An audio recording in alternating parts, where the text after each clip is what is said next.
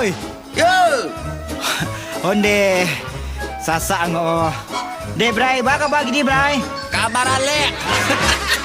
Iyalah batambah gagah Bray gini ya. Rambut laungung. Sumbarang jauh de ekwa.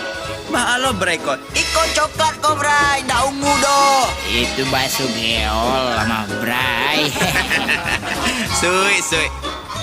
Sik. Apa tuh? Celik tuah. Jangan lewat tuah. Nama kok. Tuah. Wih, bule mah Bray.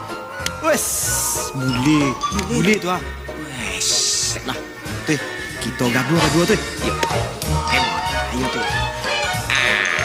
Good pagi, selamat morning dia beautiful. Woi, itu pakai bahasa Inggris sedikit. Cendang tali nguang sui.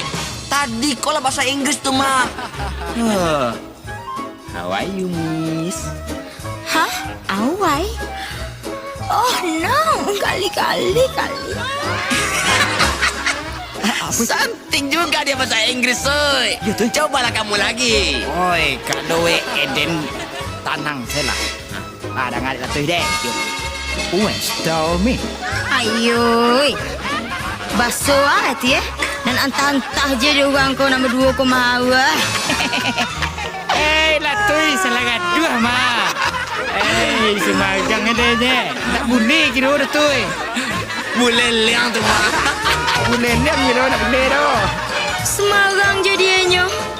Paniang pala berbi dia.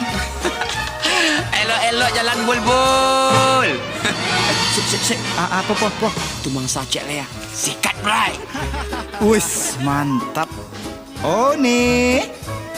Kama tu. Wih, video ni jatuh tu ah. Tak kicua. Yon berdua. Apa? Pernah kan Naila Pak terompai ibu PKK? Alu nek. Aku je kau macam mana? Ampun Pemberang mana mah? Capek 2 beko ni. Lah mah, mereka pulang. Kalian berdua mangga 2 saja. Elok-elok ya nek. Apa tu? Was. Mengang ah. Potong dang lalu. Matui. Itu ha. Yo mah. Itu kadang lalu. Oto gadang. Popo. Oi, siapa sabu itu kadang? Itu. Sumbarang dang yo. Ada lah sabu itu kadang. Iyo.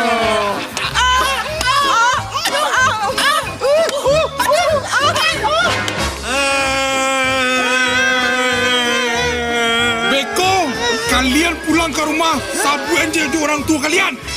Masuk kalian tadi apikan yang dilantak 2 tu kadang.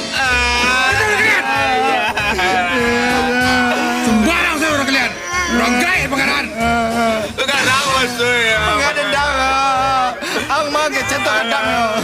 Belau lah ya. Jangan tahu kadang tu doh. Itu siapa tu? Tu besar tu mah.